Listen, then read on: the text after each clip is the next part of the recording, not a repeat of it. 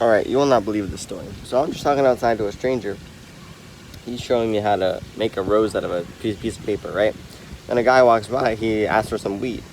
So we start talking to him, we start having a conversation, and he's like, alright, I'm gonna go get some weed. The guy I'm talking to says, no, don't worry, don't go anywhere, I got weed right here. So he gives him weed. We keep talking, that the guy who asked for weed says, hey, I have an extra room at my house, I just kicked a girl out, you can stay there. So I'm like, alright, bet, I need a place to stay. So I went to his house. All three of us went to his house. There's an old lady there and the girl that he kicked out. So we were talking all night. They were just popping drugs the whole night, bro. Marijuana, Molly, cigarettes, all night.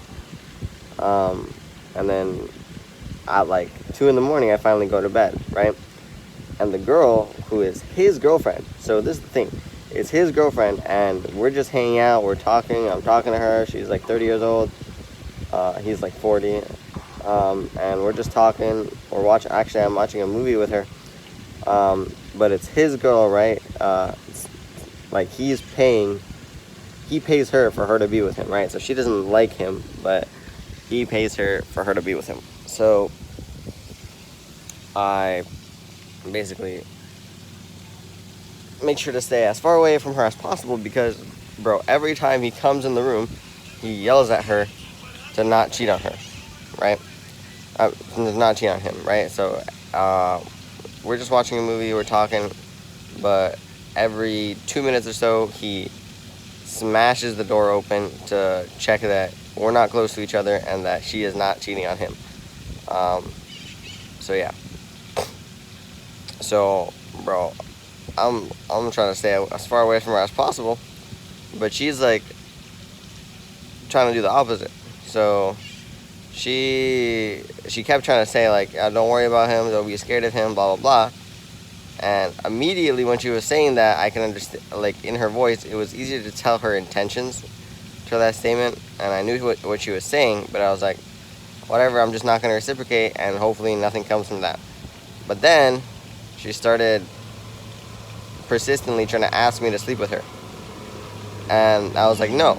And I was like, even if the guy wasn't here, even if the guy didn't exist, I still wouldn't sleep with you. It's not that I'm scared of the guy, I just don't want to sleep with you. And then she respects what I said, kind of. So she leaves, but then after that she gets in my bed with me.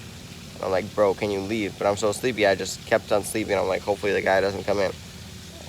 Anyway, at 5 in the morning, she wakes me up and she's like, bro, you gotta leave because I'm calling the police and I don't want you to be involved. So I leave, and then that guy comes and he's like, bro, why'd you kick my friend out? You gotta go. So then he kicks her out. He locks the door.